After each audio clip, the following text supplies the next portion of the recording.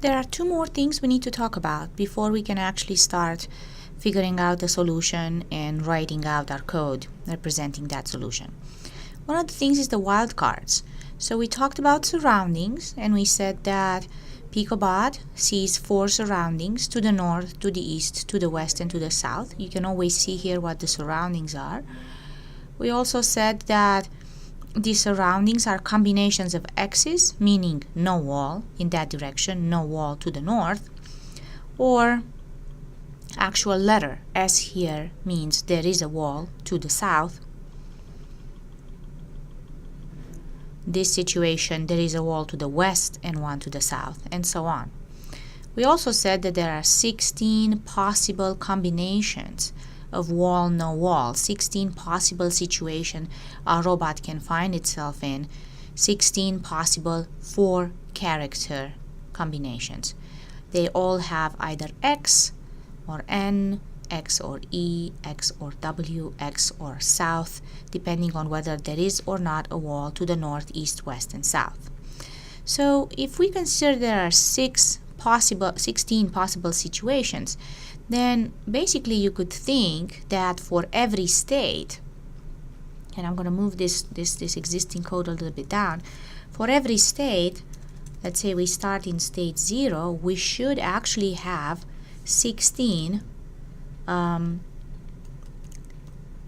lines of code, 16 possible situations. Let's say for state 0, I want my robot, no matter where the robot is located at the start, no matter where the starting point is, I want it to go north. So then would I say go north and stay in state 0, and then I would have another one that would be north, XXX, go north, stay 0. So if there's no wall around you, go north. If there's a wall to the north, go north. If there's a wall to the east, go north.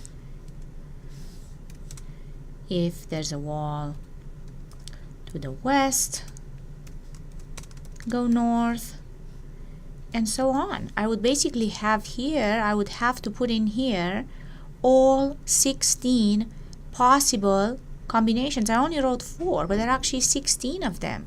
So if I want to be really specific and really precise, I would say if the robot is in this situation, this is what to do. If the robot is in this situation, this is what to do. Well, it turns out that many of these are quite the same. Notice that the action we do is the same. Go north, stay in state 0. Go north, stay in state 0. So we can actually pull a whole bunch of these together. So we're basically saying our strategy is no matter where you start, go north.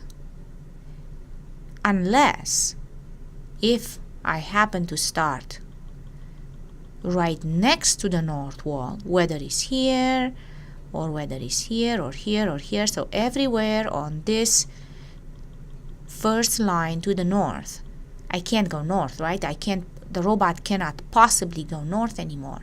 So then I'm going to group all these locations, all the other locations, right? All of these along the east wall, along the west wall, along the south wall, in this corner, in this corner, in the very middle. I'm going to group them all together. What do they all have in common? What they all have in common is that they don't have a wall to the north. They might or might not have a wall. So we're going to leave this one here. So there's no wall to the north. They might or might not have a wall to the east. So they might be here, but they also might be here where there's no wall to the east, right?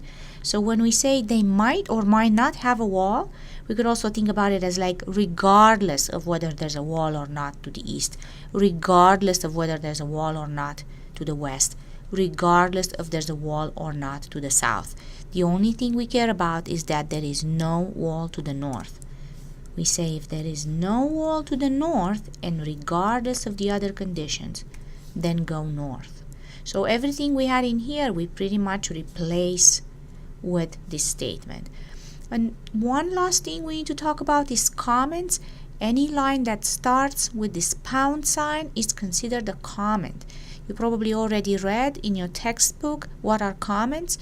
Comments are basically lines of text in your code, in your programs, in your scripts that are ignored by the computer. If you put this special symbol in front of them, they will be ignored and they won't be considered part of the instructions that the computer should execute.